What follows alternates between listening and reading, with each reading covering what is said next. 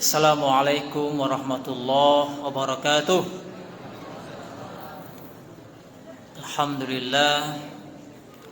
Alhamdulillahillazi an'ama alaina bi ni'matil imani wal islam. Asyhadu an la ilaha illallah wahdahu la syarikalah wa asyhadu anna Muhammadan abduhu wa rasuluh la nabiyya wa la rasula ba'da. Faqala Allah ta'ala fil Qur'anil Karim, a'udzu billahi minasyaitonir rajim. Bismillahirrahmanirrahim. Ya ayyuhalladzina amanu taqullaha haqqa tuqatih wa la tamutunna illa wa antum muslimun. Ibu-ibu jamaah dan bapak jamaah salat Isya dan tarawih rahimakumullah. Alhamdulillah, kita bersyukur pada Allah di malam hari ini di penghujung bulan Ramadan. Allah masih memberikan pada kita an'ama alaina bi ni'matil iman, ya, nikmat keimanan, wal islam, nikmat keislaman, wal ukhuwah, dan nikmat persaudaraan. Kalau persaudaraan itu karena iman bapak dan ibu, maka persaudaraan itu insya Allah akan kekal abadi. Tapi kalau persaudaraan itu karena kepentingan-kepentingan sifat duniawi, ya, maka itu akan bertahan sementara. Ya. Makanya Rasulullah mengatakan bagaimana kita terus tajdidu imanakum. Tajdidu imanakum, perbarui imanmu, karena iman itu up and down, kadang naik, kadang turun. Di bulan puasa kok mungkin naik iman gitu ya, apalagi di 10 hari yang terakhir. Mana ibu ketua PDA ini ketua PDA Lebong ya. Iman gitu kadang naik ya, di bulan puasa naik. Kenapa? Karena kita berlomba-lomba untuk meningkatkan amal ibadah kita. Tapi di luar bulan puasa, nah ini yang perlu kita pertahankan ya. Karena salah satu ciri orang yang sukses berpuasanya adalah bagaimana satu bulan puasa ini yang mentarbiah kita, mentraining kita di bulan puasa ini, itu akan berefek kepada 11 bulan ke depan ya. Itulah orang yang sukses ibadah Ramadannya. Salam salawat terdoakan untuk Rasulullah Muhammad sallallahu alaihi wasallam. Allahumma shalli ala Muhammad wa ala ali Muhammad. Bapak yang berbahagia ya. Nampaknya tukaran ini. Kalau kemarin Ustaz Jan Al Kelebong, nah ini saya yang kecurup ya, bagi-bagi tugas ya. Pada malam hari ini kami diminta oleh panitia ya untuk berbagi dengan Bapak dan Ibu ya. Malam hari ini saya diberikan tema tentang zakat fitrah dan Idul Fitri. Bapak-bapak berbahagia, kita tahu bahwa zakat fitrah ini hanya ada di bulan Ramadan. Jadi zakat fitrah ini hanya ada di bulan Ramadan. Tidak bisa gitu zakat fitrah di bulan yang lain-lain ya. Nah, karena memang ibadah Ramadan ini sungguh ibadah yang Allah istimewakan.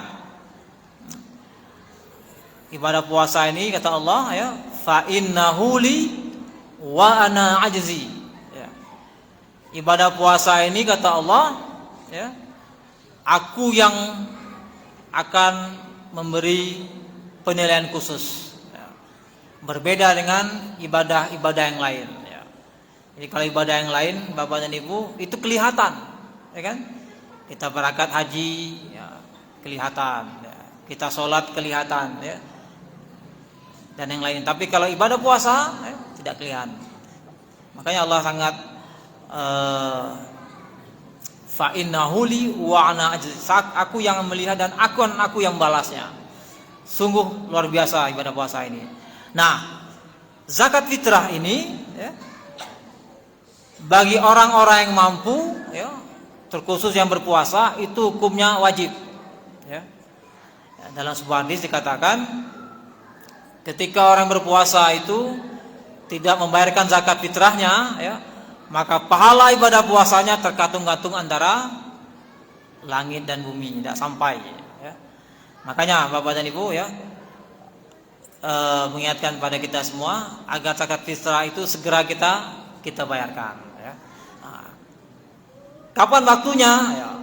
Waktunya itu start dari kita bulan awal puasa sampai sebelum orang sholat Idul Fitri ya. Kalau bisa secepat mungkin ya. Nah, kalau jumlahnya mungkin sudah diputuskan oleh lazismu kita. Nah, jadi fitrah, zakat fitrah ya. Fitrah itu jiwa ya. Jadi kalau itu jiwa berarti setiap orang ya harus wajib membayarnya ya. Ya. Cak mano kalau ada bayi yang baru lahir di bulan puasa eko, harus juga dibayarkan ya kan? Jadi setiap jiwa dia ya. Nah, Bapak Ibu berbahagia, jadi dia menyucikan jiwa ya. Sebagaimana dalam Al-Qur'an surat At-Taubah ayat 103 Allah mengatakan, yang artinya adalah ambillah zakat dari sebagian harta mereka, dengan zakat itu kamu membersihkan dan mensucikan mereka, dan berdoalah untuk mereka, sesungguhnya doa kamu itu ketentraman jiwa bagi mereka, dan Allah Maha mendengar lagi Maha mengetahui. Jadi pembersihan jiwa kita. Dan Al-Quran ya, banyak sekali ayat di Al-Quran mengatakan bagaimana kita untuk senantiasa membersihkan jiwa kita. Qad aflaha man zakkaha wa qad khaba man dassaha ya. Ya. Punya tazkiyatun nafs ya. Nah, kemudian di samping dia membersihkan jiwa ya, zakat fitrah ini berfungsi juga Bapak dan Ibu ya, bagaimana harta yang kita dapat itu ya untuk memperoleh keberkahan ya. Jadi keberkahan ini berbeda dengan apa namanya, kalau kita mendapatkan harta ya dengan cara-cara yang mungkin dalam kita mungkin berjual beli itu mungkin ada hal-hal yang kurang etis terjadi, mungkin kita nggak tahu, mungkin kita berjual sesuatu, mungkin kita nggak tahu barang yang kita jual atau segala macam itu terdapat kerusakan ya, atau cacat dan segala macam. Nah, dengan berzakat ya, maka itu salah satunya adalah untuk membersihkan dari hal-hal yang tadi tidak kita ketahui apa yang kita lakukan tadi ya. Misal contoh Bapak dan Ibu ya, ada pelanggan yang terpaksa membeli dengan harga yang mungkin mungkin harga barang itu misalnya katakanlah di bawah 100.000 mungkin ya. Tapi karena dia sudah menawar seharga lebih ya, nah jadi ada perasaan tidak ikhlas ya. Nah, dengan berzakat ya, maka itu untuk membersihkan hal-hal yang tadi tidak ketahui tadi. Nah, kemudian Bapak yang berbahagia, nah apa berikut efek dari zakat fitrah itu ya? Nah, ini yang juga penting. Kenapa dia diwajibkan di bulan puasa ini yaitu adalah untuk menjalin sarana kepedulian dengan orang-orang yang kekurangan ya.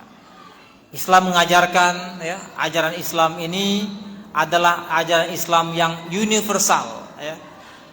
Kata Rasulullah ya, wa ma arsalnaka illa rahmatan lil alamin. Aku diutus ini untuk rahmat sekalian. Islam ini Bapak dan Ibu juga untuk rahmat sekalian alam ya. Nah, mengajarkan nilai-nilai kemanusiaan, bagaimana orang yang mempunyai lebih peduli dengan yang kekurangan ya. Jadi termasuk juga puasa ya.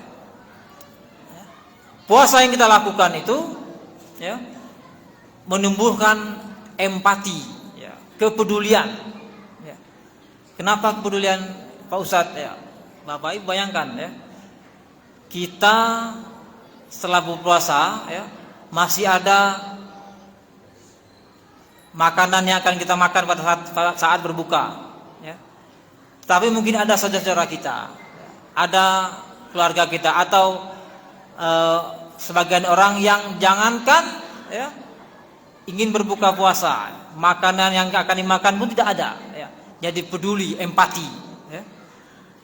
Jadi kita empati dengan orang-orang yang kurangan. Ya. Makanya orang yang memberikan perbukaan pada orang yang berpuasa itu, ya, pahalanya sungguh luar biasa. Nah, zakat fitrah ini menjalin silaturahim, ya, menjalin kepedulian, ya, mempererat silaturahim antara umat muslim, menguatkan ikatan persaudaraan antara mustahik dan muzaki. Ya. Ya, mustahik orang yang menerima zakat, muzaki orang yang melakukan zakat. Ya. Muzaki peduli pada mustahik, mustahik mendoakan muzaki. Ya. Jadi orang yang kita berikan zakat, ya, mendoakan, ya, saling mendoakan, ya, dan kepedulian dan silaturahim ini dapat memperkuat hubungan antar umat muslim. Yang tadi saya sampaikan di awal, ya, ukhuwah persaudaraan kita sesama umat muslim. Apalagi Bapak dan Ibu, 2 tahun ke belakang kan kita melihat bagaimana kita banyak PPKM kan, terbatasan segala macam, tidak bisa beraktivitas. Alhamdulillah di tahun ini sudah mulai normal lah, bisa katakan demikian kan. Ya. Kalau saya tengok ibu-ibu paling berapa orang yang pakai masker, Pak Bu, ya kan?